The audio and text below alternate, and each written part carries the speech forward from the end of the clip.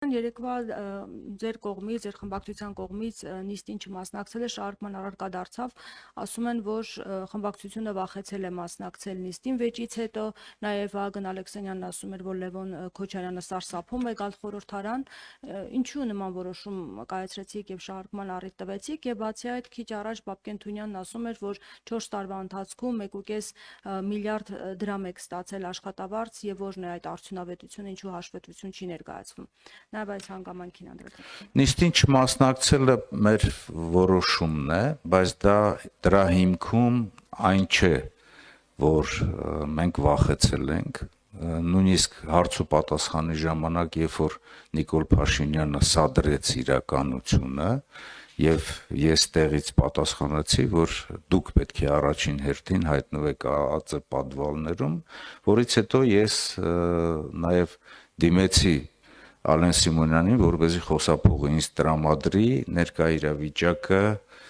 գնահատելու համար, քանի որ խոսափողը ինքը չտրամադրեց առանց վախենալու, ես ինքս մենակ մոտեցա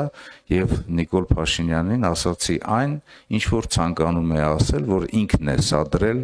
այդ իրականությունը, այնպես որ թող որևիցե մեկը այստեղ ազգային ժողովում ելնելով իրենց այդ քանակությունից ինչ որ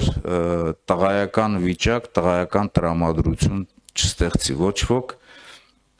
չի վախենում։ Ինչ վերաբերում է մեր գործունեությանը, մենք ազգային ժողովում եւ ազգային ժողովից դուրս աշխատել ենք այս տարիների ընթացքում բավականին մեծ քանակությամբ նախաձեռնություններ են եղել, մանավանդ վերաբերող անվտանգության, Արցախի հարցով նրանք մերժել են, եղել են նախաձեռնություններ, որ ընդունվել է, այդ Բաբկեն Թունյանը, ընդ որում ես հաշվում եմ, որ քաղաքացիական պայմանագիր կուսակցությունում այսպես նորմալ մարդկանցից մեկն է, ինքը պետք է պատասխան տա, ինչու են ասենք քաղաքացիական պայմանագիր կուսակցության անդամները, պետական ամբողջ ապարատը ստանում աշխատավարձ կամ ստանում պարգևավճարներ, երբ որ երկիրը հասել է այս վիճակի։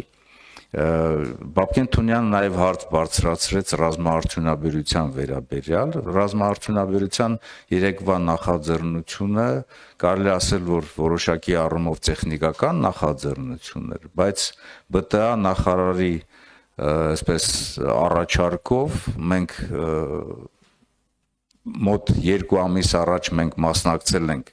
մի քանի ռազմական արդյունաբերության կազմակերպությունների ուսումնասիրությանը, այդ հարցը քննարկվել է